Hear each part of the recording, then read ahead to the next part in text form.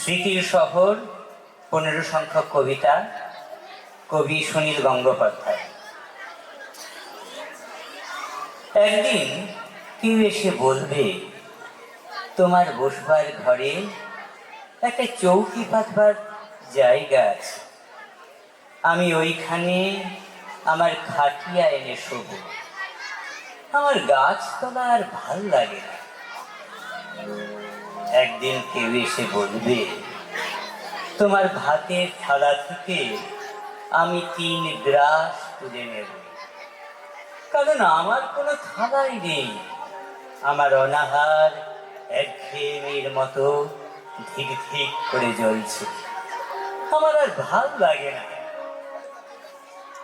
গাড়ি বারান্দার তলা থেকে ধুলো মাখা 3টে বাচ্চা ছুটে এসে বলবে, ওগো, আমরা বাসি রুটি চাই না, 5 নয়া চাই না, আমাদের ছাই রঙের হাফ প্যান্ট আর সাদা শার্ট পরিয়ে চুল আঁচড়ে দাও।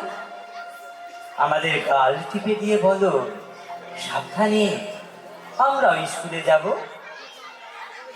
একদিন কয়লা খনির অন্ধকার থেকে উঠে আসবে একজন কালো রঙের মানুষ। সে অবাক হয়ে বলবে, কি আমার জন্য শোকসভা নেই কেন? ডিনামাইট নিয়ে আমি গিয়েছিলাম গভীরে থেকে আরো গভীরে, আমি ফিরিনি, কিন্তু তোমাদের জন্য আগুন এসেছে। আমার নামে তোমরা কেন নাম রাখনি শহরের রাস্তার? তবে এসব রাস্তা কাদের নামে? তাদের তো চিনি না। একদিন ধান খেতে কাদা জল মেখে দাঁড়ানো একজন মানুষ নিজের চেয়ে আরো অনেক লম্বা হয়ে উঠে গলা তুলে বলবে, তোমরা যারা কোনোদিন কাদা জল মাখনি, মাটিতে শোনি কোনো আওয়াজ, জানো না ঘাম রক্ত উৎকণ্ঠায় সবুজ হয় সোনালি, সেই তোমরাই শস্য নিয়ে রাহাজানি করো, আর আমার সন্তানেরা থাকে উপবাসী। তোমাদের লজ্জা করে না? আমি আসছি। নমস্কার।